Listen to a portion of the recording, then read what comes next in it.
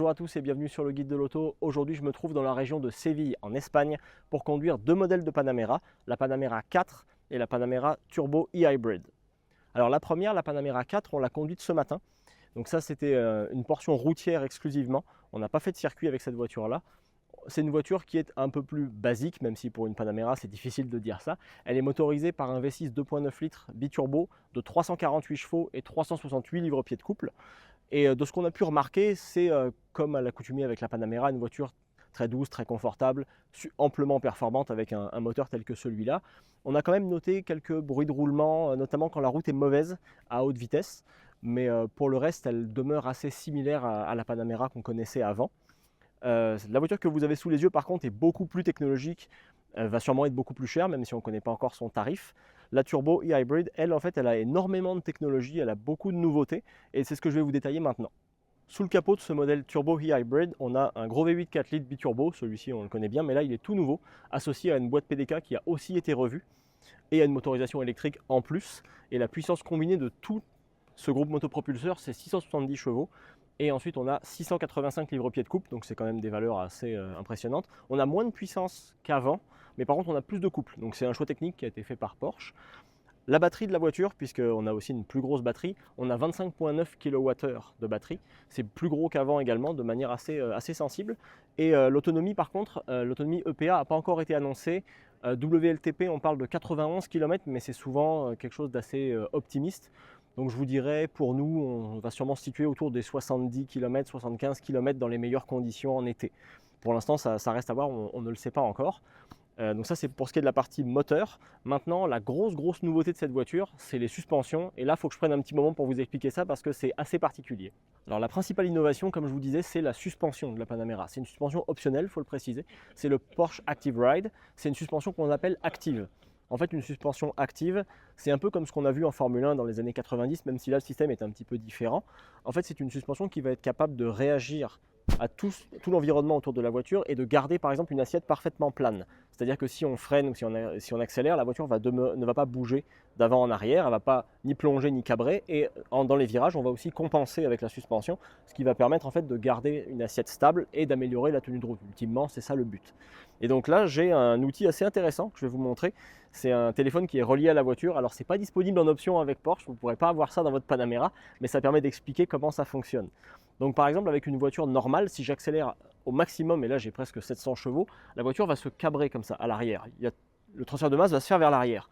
Et donc, le système de la voiture va être capable de la garder au contraire à plat. C'est-à-dire que si la voiture doit faire ça, il va y avoir une compensation de la part du système pour conserver une assiette tout à fait plane. Même chose pour le freinage. Si je freine comme ça ici, je vais le transfert de poids qui se fait vers l'avant. La voiture va le compenser pour demeurer toujours en ligne et ne pas avoir ce phénomène-là, ou en tout cas le contrecarrer au maximum. Même chose avec les virages à gauche, à droite, ou si évidemment on a aussi des dévers ou des montées. Ça va être la même chose. Et donc en fait le système analyse 1000 fois par seconde tout ce qui se passe autour de la voiture et est capable en 50 millisecondes seulement d'ajuster les réglages. Et il y a une infinité de réglages possibles évidemment, et en fonction du mode de conduite qu'on sélectionne, on va aussi avoir une suspension plus axée par exemple sur le confort en mode hybride, ou une suspension plus axée sur la fermeté des suspensions et sur l'efficacité maximale en Sport Plus par exemple. Et donc ça c'est ce qu'on va voir sur la piste, puisque là maintenant qu'on a vu tout ce système là, on est invité à aller sur la piste pour vraiment pousser le système au maximum, et c'est ce que je vais faire maintenant et je vais vous dire en direct comment ça se comporte.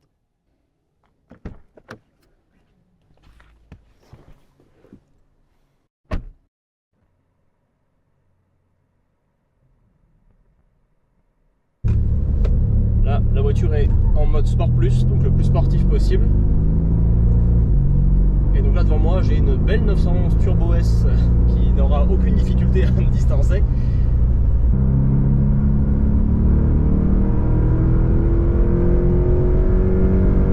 Ok, donc là on arrive au bout de la ligne droite, on est à presque 200, on freine au maximum.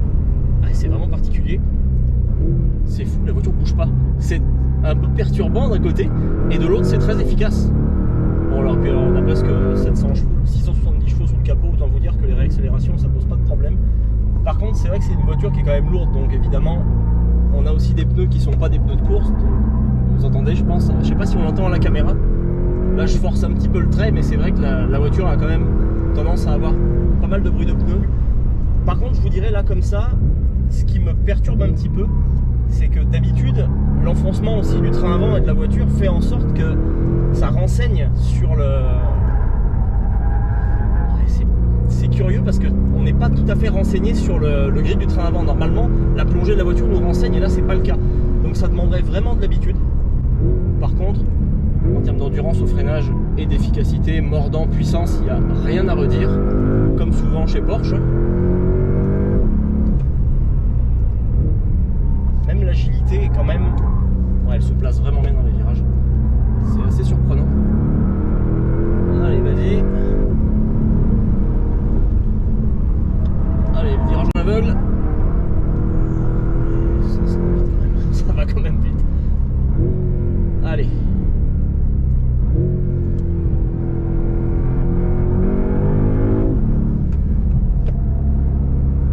Au final, c'est un système que je trouve assez particulier parce que d'un côté, ça semble vraiment efficace parce qu'on est capable d'être vraiment rapide avec une voiture qui pèse quand même plus de 2 tonnes 3. Et sur un circuit, c'est pas vraiment une voiture qui est étudiée pour ça au départ, même si chez Porsche, on a évidemment la volonté d'avoir des voitures faites pour le circuit. Si on veut faire du lapping, c'est pas avec une Panamera qu'on va le faire, même si on aurait le goût de le faire de temps en temps, pourquoi pas, mais c'est pas une 911 non plus. Par contre, c'est très efficace considérant le poids et la taille du véhicule, mais c'est un système qui a l'air de très bien fonctionner, mais qui demande, je pense, une adaptation parce que quelque part, en fait, sur la piste, le fait qu'il n'y ait pas vraiment de plongée au freinage et que la voiture demeure à plat, ça demande un petit peu d'habitude. On n'a pas, en tout cas moi, sur un plan personnel, j'ai un petit peu de misère à cerner vraiment les limites du train avant parce que je suis pas habitué à ce que la voiture ne plonge pas. Et en fait, c'est le bruit des pneus qui me renseigne, mais habituellement, le transfert de masse de la voiture est aussi utilisé sur la piste. Donc c'est vrai que ça demande un peu d'habitude sûrement pour être un petit peu plus rapide. Mais en tout cas, c'est vraiment convaincant. Et je vous dirais, la seule question qui se pose avec ce système, c'est sa fiabilité dans le temps. Au terme de cet essai routier, que ce soit la Panamera 4 ou la Turbo e-Hybrid, c'est deux véhicules qui nous ont globalement convaincus. Les amateurs de grandes berlines de luxe confortables et spacieuses devraient plutôt être contents.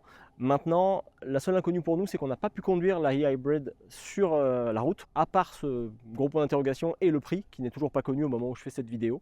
C'est deux véhicules intéressants et si vous voulez en savoir plus, je vous invite à regarder l'essai routier complet sur le site du Guide de l'Auto.